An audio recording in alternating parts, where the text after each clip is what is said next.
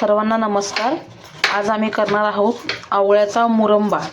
सगळ्यात आधी आम्ही आवळा जो आहे स्वच्छ धुवून असा बारीक त्याला किसून घेतलेला आहे आणि किसल्यानंतर यातलं जे पाणी असतं ते पूर्ण आम्ही काढून घेतले, त्यामुळे असा हा सुका झाला आहे।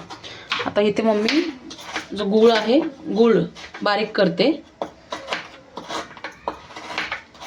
असा चिरून घ्यायचा त्याला व्यवस्थित।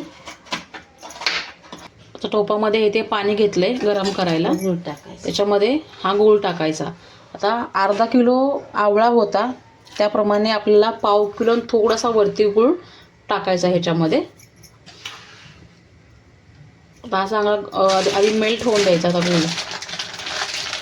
आता हळूहळू जो गूळ आहे तो मेल्ट होतोय, बघू शकता तुम्ही, पूर्ण मेल्ट होऊन द्यायचा। आता बघू शकता गूळ पूर्णपणे मेल्ट झालाय आणि ह्याला उकळी पण आली। आता जो किसलेला आवळा आहे तो याच्यामध्ये टाकून घ्यायचा।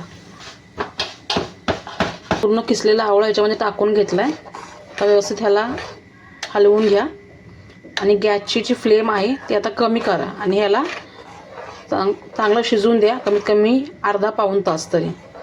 पूर्ण पाक ह्याचा घट्ट झाला पाहिजे। आता याच्यामध्ये सगळा आवळा टाकून घेतलाय, गॅस बारीक करायचा आणि ह्याला चांगला अर्धा पाऊण तास शिजून द्यायचं। आता ह्याला अधूनमधून असं हलवत राहायचं, येऊन चेक करत राहायचं।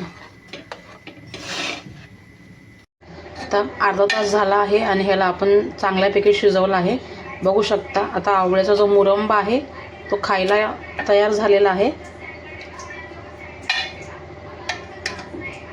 आता एका काचेच्या बरणीत काढून ठेवून द्यायचा फ्रीजमध्ये आणि थोड्या वेळाने खाऊन घ्यायचा। भेटूया नेक्स्ट व्लॉगमध्ये। Bye bye.